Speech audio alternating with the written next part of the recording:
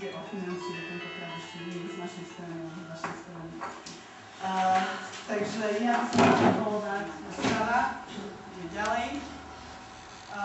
Tu sa nebudem zastavovať, lebo vy viete, že vlastne miestnu skupinu tvoríme preto, aby sme vôbec mohli žiadať o finančné prostriedky z osy 4 na implementáciu našej stratégie. Tu vám poviem, že vlastne spolu s tou výzvou sa uchádzame o udelenie štatútu miestnej akčnej skupiny, čiže len miestne akčné skupiny, ktorým riadiaci orgán udelí štatút miestnej akčnej skupiny, bude môcť implementovať túto stratégiu. My sme si hovorili, že tých masiek na území celého Slovenska bude 25 a budú vyberané podľa kvality stratégie v dvoch kolách. My sa hlasíme do toho prvého kola, aby sme mali teda väčšiu šancu a dlhšie obdobie na to, aby sme implementovali, aj aby sme získali najvyšší možný finančný balík, ktorý na stratégiu máme. Takže ten štatút by nám teda mohli udeliť, ak prejdeme, a k tomu sa dostaneme postupne, že akým spôsobom sa bude vyberať a rozhodnúť, že čo vy na to potom máme perspektívy a šance. Musím povedať, že niektoré masky odpadli, keď videli kritériá, ktoré je potrebné splniť a hlavne teda teoreticky ešte dopracovať stratégiu, takže konkurencia sa znížila, naproti tomu zase hodnotenie tých stratégií je trošku také na pováženie, či je transparentné. No, oprávnené videoky to nebudeme hovoriť, ak si to prelistovať, tak máte to na prezentáciách, tak je tam presne určený proces. Ja som spočítala, že je to 97 pracovných dní, čo predstavuje asi takých 5-6 mesiacov, ale ako poznáme schopnosti a činnosť administrátorov, a kým to prebehne, možno prejde aj 8 mesiacov, kým rozhodnú o tom, že ktoré masky môžu vôbec čerpať finančné prostriedky na svoju vlastnú stratégiu, tak dovtedy môžu výjsť výzvy z osy 3.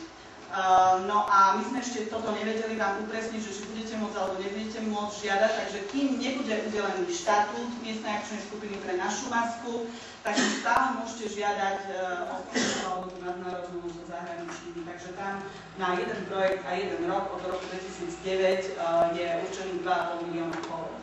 Čiže tam je nejakých 10 miliónov, že ešte by sme mohli získať z tejto partnerskej spolupráce. Viete, čo znamená výbené pobyty a riešenie oblasti cestovného ruchu a tak ďalej a tak ďalej.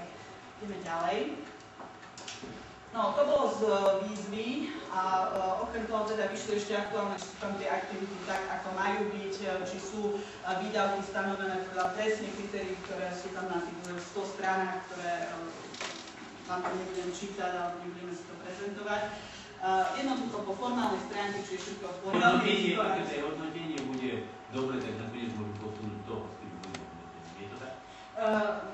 Teoreticky áno, ale nemyslím si, že by mali len tak, vieš, zase dať nieľmi kvalitné masky, pretože som platení vlastne priamo zo štátneho rozpočtu a európskeho rozpočtu.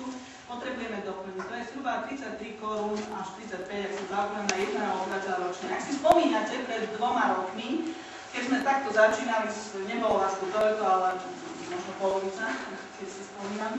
Máme o tom aj zápisnicu, kde myslím, že aj im rodu si pamätám, a im povedal, že nemám problém 15 korún na obyvateľa, tu sedel a tak sme sa toho chytili a ak si spomínam, tak jedine primátor Kostrického Podradia vyslovil obavy, že či mu to schváli zastupiteľstvo, lebo áno, rozumiem, že my sa tu budeme baviť o kritickách a v konečnom dôsledku vy to musíte vedieť predať svojim poslancom, aby vám to odklepli.